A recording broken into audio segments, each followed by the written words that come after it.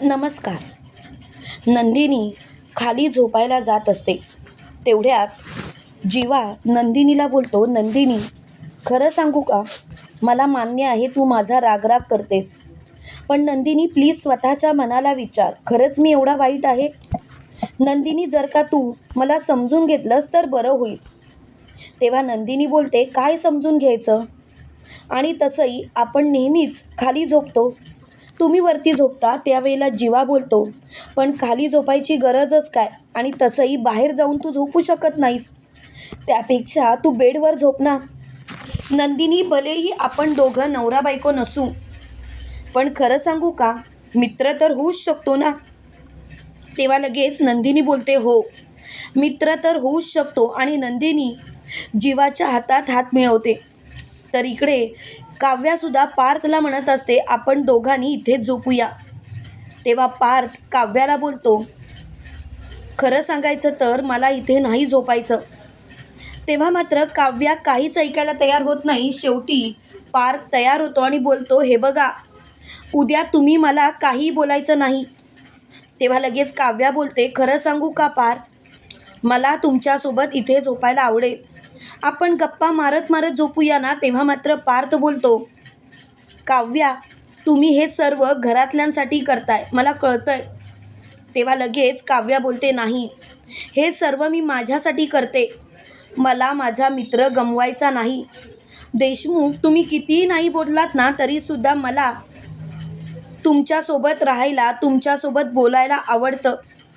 हे ऐकून पार्थ मोठ्याने बोलतो, अच्छा, म्हणजे तुम्हाला माझं बोलणं आवडायला लागलंय, तर चांगली गोष्ट आहे. एक तरी गोष्ट माझ्या मनासारखी घडतीये. आणि ते दोघंही झोपलेले असतात. इकडे सकाळी सकाळी नंदिनी उठलेली असते. त्यावेळेला नंदिनी स्वतःशीच बोलते, जीवा, जर का आपण दोघं खरोखर खऱ्या नवरा बायकोंसारखे वागलो असतो आणि आपला संसार सुखाचा केला असता, तर मला खरंच खूप आवडलं असतं. मला तुमच्यासोबत राहायला आवडेल जीवा, पण काय करू, तुमचं दुसऱ्या मुलीवरती प्रेम आहे आणि मी जबरदस्तीने तुम्ही माझ्यावरतीच प्रेम करा असं नाही ना सांगू शकत.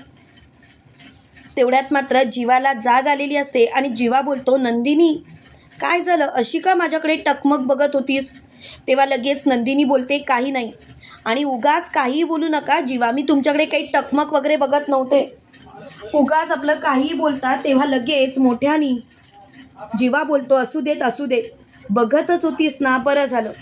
तर इकडे काव्य आणि पार्थ झोपलेले असतात. त्यावेळेला काव्या पार्थच्या मिठीत असते, त्या दोघांनाही जाग नसते. तेवढ्यात मात्र काव्याला जाग आलेली असते आणि काव्या पार्थच्या मिठीत स्वतःला बघून मात्र खूपच आश्चर्यचकित होते आणि जोरात पार्थला ढकलून देते. तेव्हा पार्थला जाग येते. तेव्हा पार्थ बोलतो, हे बघा काव्या, मी काहीच केलेलं नाही, मी खरंच सांगतोय. तेव्हा लगेच काव्या बोलते, देशमुख, माझा विश्वास आहे तुमच्यावरती, तुम्ही असं वागणार नाही, मला पूर्णपणे खात्री आहे. देशमुख, माझंच चुकलं, आपण असं झोपायला नको होतं. तेव्हा लगेच पार्थ बोलतो, काव्या, खरं सांगू का, मला खूप बरं वाटलं, तुम्ही प्लीज विचार करा ना आपल्या नात्याबद्दल. तेव्हा मात्र काव्या तिच्याकडे बघतच राहते. त्यावेळेला मात्र लगेच मोठ्यानी पार्थ बोलतो, काव्या, कुठे हरवलात? काव्या, तुम्ही जर का आपल्या नात्याबद्दल विचार केलात तर बरं होईल, मी जबरदस्ती नाही करत आहे तुमच्यावरती, पण प्लीज प्लीज एकदा तरी समजून घ्या. तेव्हा मात्र काव्याला खूपच बरं वाटत असतं.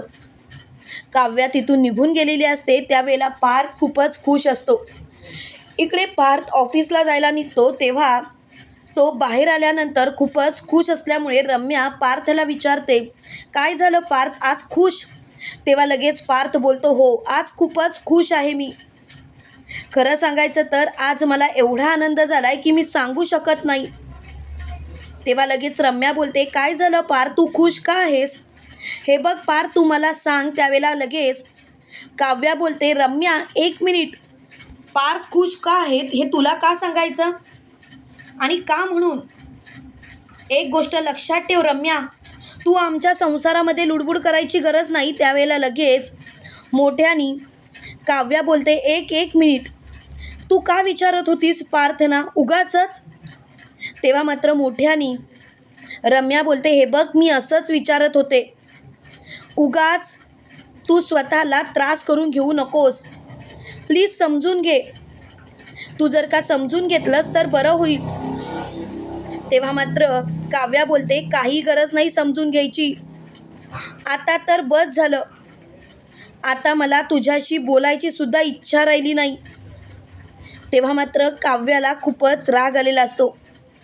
त्यावेळेला लगेच पार्थ बोलतो, तुम्ही दोघी जरा थांबाल का. तेव्हा लगेच काव्या बोलते, तुम्ही मला का बोलताय, तुम्ही जरा मला बोलताना विचार करा पार्थ, तुम्ही हिला बोला.